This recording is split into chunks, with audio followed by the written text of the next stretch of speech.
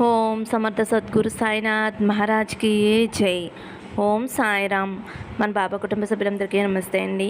మీ అందరిపైన షిరిడి సాయినాథుని ఆశీస్సులు ఉండాలని, మీరు సంతోషంగా ఉండాలని మనస్ఫూర్తిగా కోరుకుంటున్నాను. ఫ్రెండ్స్, మీకు ఎటువంటి కష్టాలు సమస్యలు ఉన్నా సరే ఒక్కసారి గురువుగారిని కాంటాక్ట్ అవ్వండి.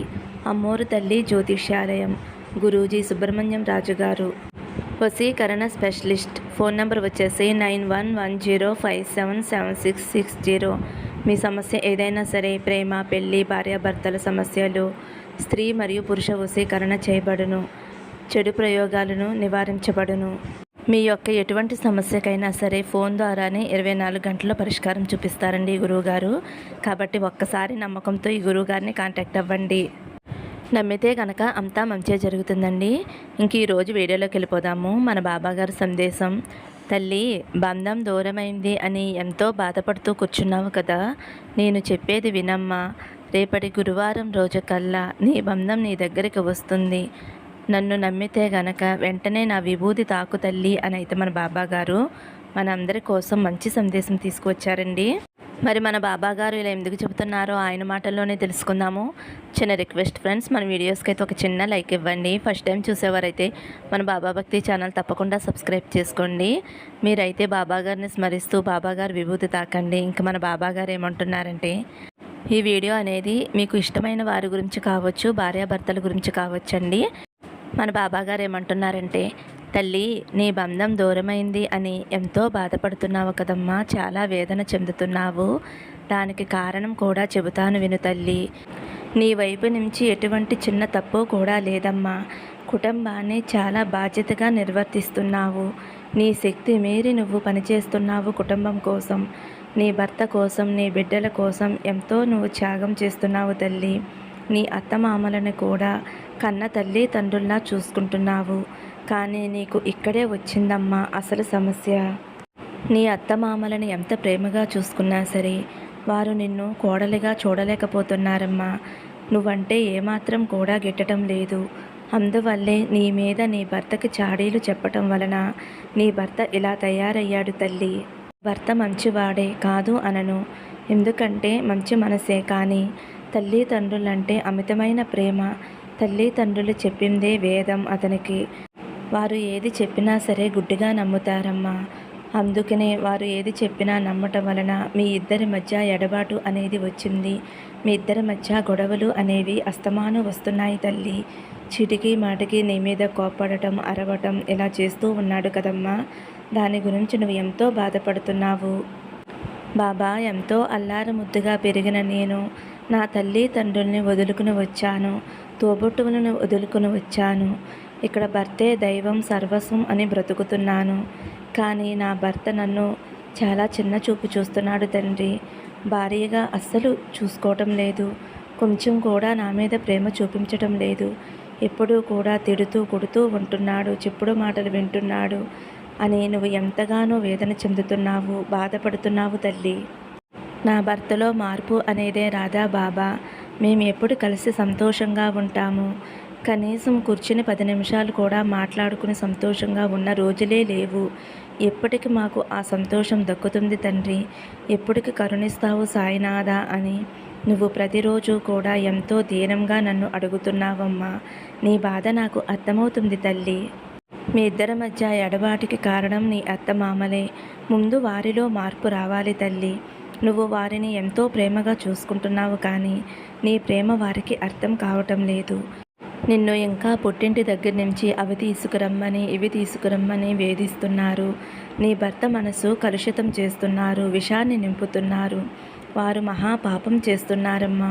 వయసుకు పెద్దవారన్న మాటే కానీ వారిలో ఏమాత్రమూ కూడా జ్ఞానం అనేది లేదు. కోడలు అంటే కూతురు అని అర్థం చేసుకోవాలి కదా, ఆ మాత్రం జ్ఞానం కూడా వారికి లేదు తల్లి. నేను అంతా చూస్తూనే ఉన్నానమ్మా. కోడల్ని కూతుర్లాగా చూడకపోయినా పర్వాలేదు, కోడల్ని కోడల్లా అన్నా చూడాలి కదా. వారిలో ఆ మాత్రం జ్ఞానం లేదు తల్లి. నీ బాధకి కారణం వారేనమ్మా. వారిలో మార్పు తీసుకురావాలి. వారిలో మార్పు రావాలి అంటే వారికి కొంచెం బుద్ధి చెప్పాలి. నువ్వు ఏమీ చేయలేవు తల్లి, నేనే వారికి బుద్ధి చెబుతాను. వారిలో మార్పు వచ్చేలా నేను చేస్తానమ్మా. లేదంటే వారు నిన్ను జీవితాంతం కూడా బాధపెడతారు. కాబట్టి వారికి ఎటువంటి బుద్ధి చెప్పాలో నాకు తెలుసు కదా. నేను వాళ్ళ మనసు మారుస్తానమ్మా. వాళ్ళ మనసు మారటం వలన మెల్లిమెల్లిగా వారు నీ మీద ఉన్న కోపాన్ని తగ్గించుకుంటారు. కోపం తగ్గటం వలన నీ మీద చాడీలు చెప్పటం మానేస్తారు తల్లి. అప్పుడు తప్పకుండా నీ భర్త నిన్ను అర్థం చేసుకుంటాడు. ఇన్ని రోజులు నా తల్లిదండ్రులు చెప్పిన మాటలు విని నా భార్యను హింసించాను, దూరం పెట్టాను, చాలా బాధలు పెట్టాను అని పశ్చాత్తాపడే రోజు అతి దగ్గరలోనే ఉంది తల్లి. నువ్వు ఎంత దిగులు పడి ఎంత వేదన చెందుతున్నావో నాకు తెలుసమ్మా. కడుపు నిండా తిని కంటి నిండా నిద్రపోయి ఎన్నో రోజులు అయ్యింది. ప్రతి క్షణము కూడా నీ భర్త గురించే ఆలోచిస్తున్నావు. నీ తల్లిదండ్రుల ప్రేమ దూరమయ్యి నీ భర్త ప్రేమ లేక చాలా బాధపడుతున్నావు తల్లి. నీ బాధ నేను చూడలేకపోతున్నాను. అందుకనే వచ్చానమ్మా. తప్పకుండా నీ భర్తలో మంచి మార్పు వస్తుందమ్మా. అతను మంచివాడే, కానీ చెప్పుడు మాటలు వినటం వలన అలా తయారయ్యాడు తల్లి. నువ్వు దిగులు చెందవద్దు. నిన్ను నీ బిడ్డల్ని ఎంతో ప్రేమగా చూసుకుంటాడు.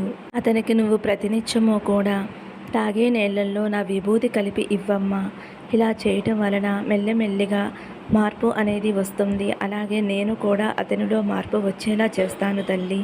నా వంతు ప్రయత్నం నేను చేస్తాను. నీ వంతు ప్రయత్నం నువ్వు చేయి తల్లి. తప్పకుండా మార్పు వచ్చి మీ ఇద్దరు ఎంతో అన్యోన్యంగా సంతోషంగా ఉంటారమ్మా. ఎంతోమంది నా బిడ్డల జీవితాన్ని నేను బాగు చేశాను. అలాంటి నా బిడ్డవైన నీ జీవితాన్ని నేను బాగు చేయనా చెప్పు తల్లి. కాబట్టి దిగులు పడకుండా, ఏడవకుండా, నిరాశ పడకుండా ధైర్యంగా ఉండు తల్లి.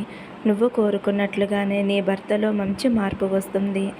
నిన్ను అర్థం చేసుకుని నీతో ప్రేమగా ఉంటారు తల్లి. మీ జీవితం ఆనందకరంగా ఉండబోతుంది. 3 పువ్వులు 6 కాయలుగా మారబోతుంది తల్లి. నా తల్లి, ఇష్టమైన వారు దూరం అయ్యారు అని బాధపడుతున్నావు కదమ్మా. ఆ వ్యక్తి నుంచి ఒక ఫోన్ కాల్ కూడా లేదు బాబా అని బాధపడుతున్నావు కదా. నువ్వు ఎంత ఫోన్ చేసినా కూడా లిఫ్ట్ చేయట్లేదు, మాట్లాడటం లేదు అని ఎంతో వేదన చెందుతున్నావమ్మా. తల్లి, నీ తండ్రిగా చెబుతున్నాను. నువ్వు చేసిన ఈ చిన్న పొరపాటు వల్లే మీ ఇద్దరి మధ్య ఈ ఎడబాటు వచ్చింది తల్లి. నీవు అతి కోపంగా ఉంటున్నావమ్మా. చీటికి మాటికి ఆ వ్యక్తి మీద నువ్వు కసురుకోవటం వలన ఆ వ్యక్తి భరించలేక నీ నుంచి వెళ్ళిపోయాడు తల్లి. నీ కోపాన్ని నువ్వు తగ్గించుకోవాలి, శాంతంగా ఉండాలి. తల్లిదండ్రులంటే నీ కోపాన్ని భరిస్తారు, అందరూ భరిస్తారు అని నువ్వు అనుకోవద్దు తల్లి. తన కోపమే తన శత్రువు అంటారు కదా. నీ మనసు ఎంత మంచిదైనా సరే నువ్వు కోపంగా ఉండటం, కోప్పడటం, కోపంగా మాట్లాడటం వలనే కదమ్మా ఆ వ్యక్తి నీ నుండి వెళ్ళిపోయాడు. కాబట్టి నువ్వు ఇక నుంచైనా మారాలి, నీ కోపాన్ని తగ్గించుకోవాలి. ఆ వ్యక్తి తప్పకుండా నీ వద్దకు వచ్చేలా నేను చేస్తాను. ఈసారి వచ్చినప్పటి నుంచైనా సరే ప్రేమగా ఉండు తల్లి. అస్సలు కోపడవద్దు. నీకు కోపం వచ్చినప్పుడల్లా బాబా అని నన్ను తలుచుకుని నా విభూతి ధరించి 10 నిమిషాలు ధ్యానం చేసుకో తల్లి. ధ్యానం చేయటం వలన నీ కోపం అనేది పూర్తిగా తగ్గిపోతుంది. మరి నేను చెప్పినట్లు చేస్తావు కదమ్మా. అలా అయితేనే నువ్వు ఇష్టపడిన వారితో జీవితాంతం సంతోషంగా, ఆనందంగా ఉండగలుగుతావు. నా ఆశీర్వాదం నీకు ఎప్పుడూ ఉంటుందమ్మా. సర్వే జనా సుఖినో భవంతు. సమస్తం సద్గురు సాయినాథార్పణమస్తు. శుభం భవతు. జై సాయిరామ్.